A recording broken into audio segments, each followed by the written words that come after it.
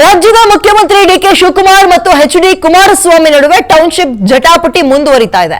CM DK ಶಿವಕುಮಾರ್ಗೆ ಎಚ್.ಡಿ.ಕೆ ಈಗ open challenge ಹಾಕಿದ್ದಾರೆ. ಪಂಥಾಹ್ವಾನಕ್ಕೆ ನಾನು ರೆಡಿ, ಕುಮಾರಸ್ವಾಮಿ ಹಾಕಿರುವ ಸವಾಲು.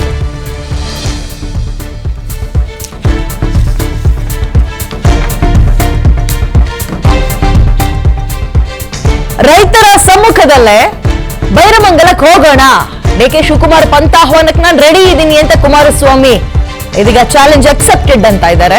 ರೈತರ ಸಮ್ಮುಖದಲ್ಲೇ ಚರ್ಚೆಗೆ ಡಿಕೆ ಶಿವಕುಮಾರ್ ಆಹ್ವಾನ ಕೊಟ್ಟಿದ್ರು.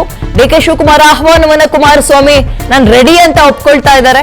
ರೈತರ ಸಮ್ಮುಖದಲ್ಲೇ ಬೈರಮಂಗಲದಲ್ಲೇ ಚರ್ಚೆ ಮಾಡೋಣ ಅಂತ ಹೇಳ್ತಾ ಇದ್ದು ಡಿಕೆ ಶಿವಕುಮಾರ್ ಪಂಥಾಹ್ವಾನವನ್ನ ಸ್ವೀಕಾರ ಮಾಡಿದ್ದಾರೆ ಕುಮಾರಸ್ವಾಮಿ. ಹಾಗಾದ್ರೆ ಯಾವಾಗ ಟೈಮ್, ಯಾವತ್ತಿನ ದಿನ ಇಬ್ರು ಮುಖಾಮುಖಿ ಆಗ್ತಾರೆ, ಇದ್ರ ಬಗ್ಗೆ ಪ್ರಸ್ತಾಪ ಮಾಡ್ತಾರೆ, ರೈತರಿಗೆ ಅನುಕೂಲವಾಗುವ ಪರಿಸ್ಥಿತಿಯನ್ನ ನಿರ್ಮಾಣ ಮಾಡಿಕೊಡ್ತಾರೆ? ಇದು ಪ್ರಶ್ನೆ.